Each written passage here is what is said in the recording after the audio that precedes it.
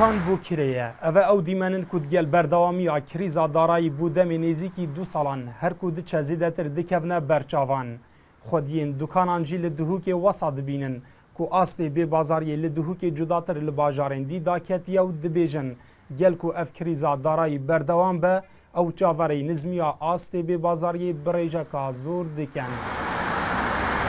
خود قیرانه و شول نینه هر نو بینا 4-5 دکانک یا نویسای بو کره یعنی شول نینه خلق مجبوره دکان خو عزل کردن از بین که حتی سالا کدی بردوام بیده تقریبا احتمال 700 دکان دهوک افلاس بینه یعنی حکومت بچه که چاوی خو ندایمشتی محافظه دی اگر سر ایجاراتش و اغلبیت سلیمانی و اربیلی گل اگر زانترنج وره یه کهرباء نفسی شی یه کهرباء مالی دیج نفسی تشتی حتى يعني تسهيلات التجاري جي الورا بترنج ورا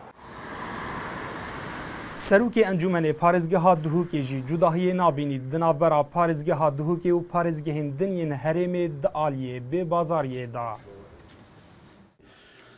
Kêmkirina rêja ya moçet heyvana ew nehatina moçe jî rengekê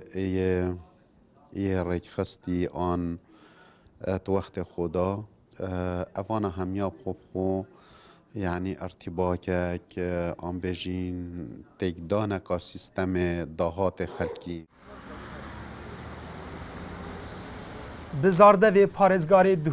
dihok bi hejartirîn parêzgeh dihête hejmartin. Welatiyên dihokê di aliyê daketina bazarê jî ji sedema krîza darayî xub zararmendtir li parêzgehên dî dibînin.